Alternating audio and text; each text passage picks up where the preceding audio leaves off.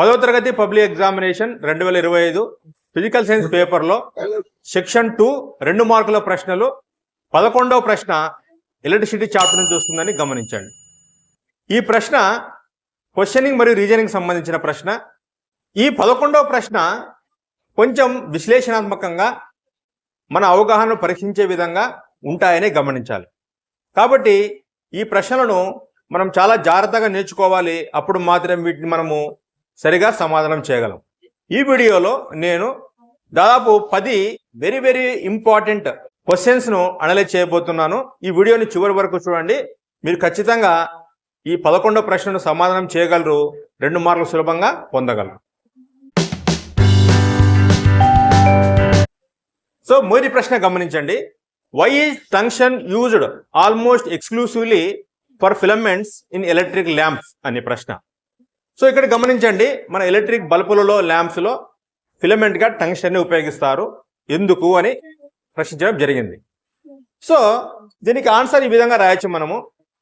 Tungsten has high resistivity and high melting point. ఈ 2 లక్షణాలను బట్టి మనం టంగ్స్టన్ ఉపయోగిస్తాం. హై రెసిస్టివిటీ ఉండడం వల్ల it easily gets heated and easily glows up and as result it gives out light.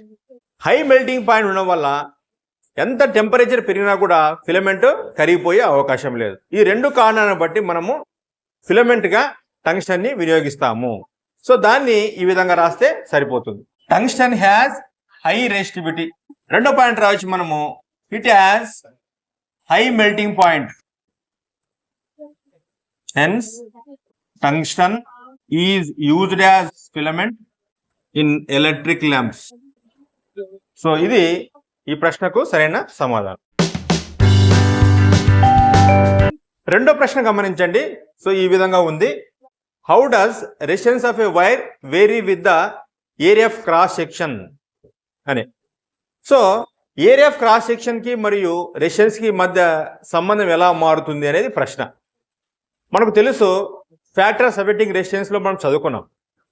So resistance depends upon 2 things, length and area of cross section. ఈ resistance మరియు length, area of cross section సంబంధించి నేను ఒక చిన్న analysis చెప్తాను, గమనించండి. Water pipe, అందులోని pressure. Water pipe యొక్క లెంగ్త్ పెరిగితే అందులో వాటర్ ప్రెజర్ పెరుగుతుంది. అలాగే వాటర్ పైప్ యొక్క థిక్నెస్ పెరిగితే అందులో వాటర్ యొక్క ప్రెజర్ తగ్గుతుంది. సో దీన్ని మనము ఎలక్ట్రిక్ వైర్కి అదేవిధంగా రెసిస్టెన్స్కి పోల్చవచ్చు. If length of the wire increases, resistance increases. If cross section of the wire increases, resistance decreases. కాబట్టి resistance, area of cross section inversely proportional to each other అని మనం చెప్పవచ్చు. సో దాన్నే మనం ఈ విధంగా రాస్తే సరిపోతుంది. సో దీనికి 2వ ప్రశ్నకు ఆన్సర్ ఈ విధంగా రాయొచ్చు. గమనించండి. Since R inversely proportional by A, if area of cross section increases, resistance is decreases.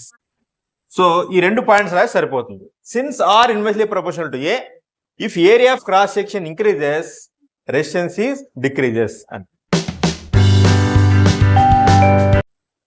So 3వ ప్రశ్న చూడండి, ఈ విధంగా ఉంది.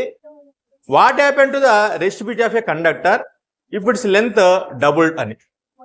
సో గమనించండి ఈ ప్రశ్నకు సమాధానము. So resistivity of a conductor does not depend on length or cross section area. So resistivity depends on nature of the material. So if the length is increased, no change in resistivity. Resistivity అనేది length పైన, cross section పైన depend అయి ఉండదు. అది పదార్థం దేనితో తయారైంది అనే దానిపై ఆధారపడి ఉంటుంది.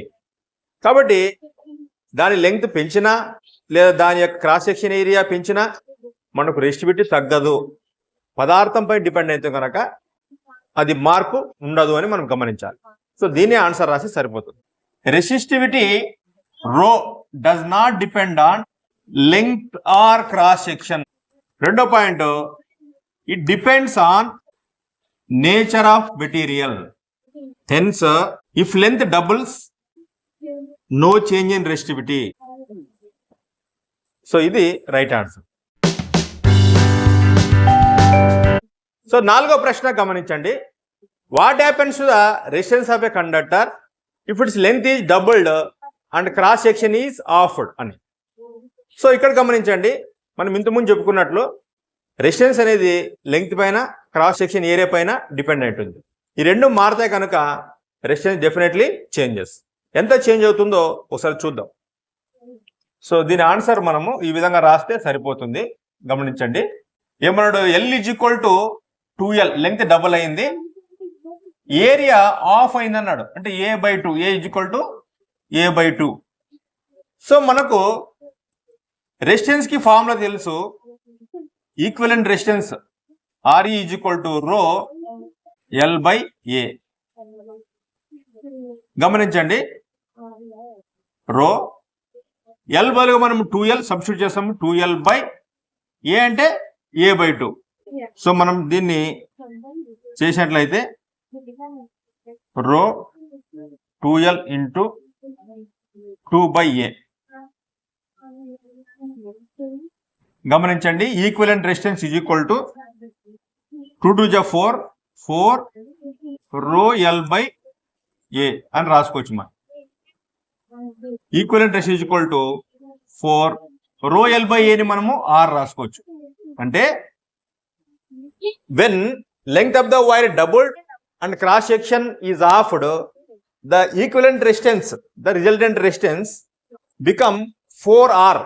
అంటే it increases 4 times and hence resistance increases 4 times అని రాస్తే మనకు సరిపోతుంది. గమనించండి, లెంగ్త్ ఎన్ని రెట్లు పెంచినా, క్రాస్ సెక్షన్ ఏరియా ఎన్ని రెట్లు తగ్గించినా, మీరు ఇదే ఫార్ములా ప్రకారం చేసినట్లయితే మీరు ఈజీగా ఇలాంటి ప్రశ్నలకు సమాధానం రాయవచ్చు. 5వ ప్రశ్న చూడండి, ఈ విధంగా ఉంది. Why are coils of electric toaster or electric iron made of alloy rather than pure metal అని. సో ఇక్కడ గమనించండి, ఈ కాయిల్స్ ని అల్లాయ్తో తయారు చేస్తారు, ప్యూర్ మెటల్ తో తయారు చేయరు, ఎందుకు అనేది ప్రశ్న. అల్లాయ్ అంటే మిక్చర్ ఆఫ్ మెటల్స్ తో తయారు చేస్తే దాని యొక్క రెసిస్టివిటీ చాలా ఎక్కువగా ఉంటుంది, ప్యూర్ మెటల్ యొక్క రెసిస్టివిటీ చాలా తక్కువగా ఉంటుంది. అంతేకాకుండా ఈ అల్లాయ్ అంటే మిక్చర్ ఆఫ్ మెటల్స్ అనేది it will not easily oxidized, so it will last long అని మనము గమనించాలి. సో ఈ రెండు కారణాలను బట్టి ఎలక్ట్రిక్ టోస్టర్లో, ఎలక్ట్రిక్ ఐరన్స్లో మనం కాయిల్గా అల్లాయ్నే ఉపయోగిస్తాము. సో దీన్ని ఆన్సర్ రాస్తే సరిపోతుంది. Resistivity of alloy generally higher than its constituent pure metal. So pure metal కంటే అల్లాయ్ యొక్క రెసిస్టివిటీ చాలా ఎక్కువగా ఉంటుంది, so it easily gets heated. రెండో point, it does not easily oxidized, hence coils of electric toasters and electric iron are made of alloys. So this is the right answer. So next 6వ ప్రశ్న గమనించండి.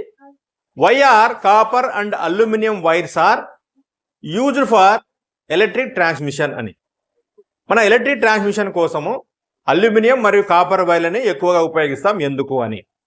Because they are good conductors of electricity and they have low resistance, hence wires are made of copper and aluminium for electric transmission అని రాస్తే సరిపోతుంది. So దీనికి answer ఈ విధంగా రాస్తాం. Copper and aluminium are good conductors of electricity.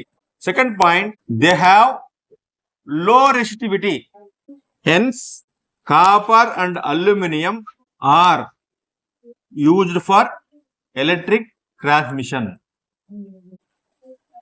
So this is the right answer. ఏడో ప్రశ్న గమనించండి. Why is series arrangement is not used in domestic circuits అని. ఇదే ప్రశ్నని మరో రకంగా అడగవచ్చు. Why is parallel connection is used in domestic circuits but not series connection? So ఈ ప్రశ్నకి మనం సమాధానం ఆలోచించినట్లయితే, in series connection only one path of electric current is there. So if one electric component is fails remaining all electric components will not work. So ఇది మొదటి సమస్య. ఇక రెండవ సమస్య ఇందులో మనం గమనించాల్సింది ఏమిటంటే if all electric appliances are connected in series resistance increases as a result more electric current will be consumed. So ఈ రెండు సమస్యలను బట్టి మనం ఎలక్ట్రికల్ అప్లయన్సెస్ని సిరీస్లో కనెక్ట్ చేయము. సో దీన్ని ఆన్సర్ రాస్తే సరిపోతుంది. In series connection only one path of current is there. If one component fails remaining will not work. So సిరీస్లో కనెక్ట్ చేయడం వల్ల ఇది మొదటి సమస్య. ఇక రెండవ సమస్య if all electric appliances are connected in series resistance will increase as a result more electric current will be consumed. So ఈ రెండు కారణాలను బట్టి మనము ఇంటిలో ఎలక్ట్రిక్ అప్లయన్సెస్ని సిరీస్లో కనెక్ట్ చేయము. సో 8వ ప్రశ్న గమనించండి. How are volt meter and ammeter connected in circuits అని. సో మనము సర్క్యూట్ మనం కనెక్ట్ చేసేటప్పుడు మనకు తెలుసు volt meter should be connected parallel వేరే ammeter should be connected in series అని. సో ఇది ఆన్సర్ రాసే సరిపోతుంది. Volt meter is connected in parallel. రెండో point ammeter is connected in series. So ఇది రైట్ ఆన్సర్. సో 9వ ప్రశ్న ఇలా వచ్చే అవకాశం ఉంది. Pose any 2 questions to understand the concept of Ohm's law అని. సో ఈ ప్రశ్నకు మనము ఇంతకుముందు చెప్పాను నేను, ఏ కాన్సెప్ట్ గురించి 2 ప్రశ్నలు అడిగినప్పుడు ఆ కాన్సెప్ట్ గురించి మనం 1 నిమిషం పాటు ఆలోచించి దాని గురించి ఏమేమైతే తెలుసుకోవాలనుకుంటున్నామో వాటిని క్వశ్చన్ ఫార్మాట్లో మనం రాస్తే సరిపోతుంది. సో చెప్పండి, మీరు ఓమ్స్ లా గురించి ఏం తెలుసుకోవాలనుకుంటున్నారు? సో మనం ఓమ్స్ లా గురించి ఈ విధంగా అడగవచ్చు. వాట్ ఈజ్ ఓమ్స్ లా అని, what is the formula of Ohm's law అని, వాట్ ఆర్ ఓమిక్ కండక్టర్స్ అని అడగవచ్చు. ఇంకా what is the definition of 1 ohm అని కూడా మనము అడగవచ్చు. సో వాటినే రాస్తే ఈ విధంగా రాస్తే సరిపోతుంది. What is Ohm's law, what is the formula of Ohm's law, what are ohmic conductors, what is the definition of 1 ohm. So 2 ప్రశ్నలు అడిగినా మనం 4 ప్రశ్నలు రాస్తే 2 తప్పైనా కూడా 2 కరెక్ట్ అయితే మనకు ఫుల్ మార్కులు వస్తాయి. So last question 10th question గమనించండి, ఇలా వచ్చే అవకాశం ఉంది. Pose any 2 questions on the concept of resistance అని. సో రెసిస్టెన్స్ గురించి కొద్దిసేపు ఆలోచించండి, క్వశ్చన్స్ ఫ్రేమ్ చేయండి, వాటిని రాస్తే సరిపోతుంది. సో మనం రెసిస్టెన్స్ గురించి ఏమైతే తెలుసుకోవాలనుకుంటున్నామో దానికి సంబంధించిన క్వశ్చన్లు వేయండి. So for example what is resistance అని, what is the formula of resistance అని, what is SI units for resistance అని, లేదా on what factors does resistance depend అని. సో ఇలాంటి ప్రశ్నలు మనము రాస్తే సరిపోతుంది. సో దీనికి సమాధానము what is resistance, what is formula for resistance, what is SI unit for resistance, చివరిది on what factors does resistance depends. So ఈ 4 ప్రశ్నలు వేస్తే సరిపోతుంది. గమనించండి, ఈ ప్రశ్నలు కొంచెం ఆలోచింపజేసే విధంగా మన అవగాహనను పరీక్షించే విధంగా ఉంటాయి. మీరు కాన్సెప్ట్ కనుక అర్థమైతే సులభంగా పెట్టి ఆన్సర్ చేయగలరు. సో ఈ 10 ప్రశ్నలు బాగా నేర్చుకోండి, మీకు ఖచ్చితంగా 2 మార్కులు పొందవచ్చు. మీకు ఈ వీడియో కనుక ఉపయోగపడితే మీ ఫ్రెండ్స్ కూడా షేర్ చేయండి.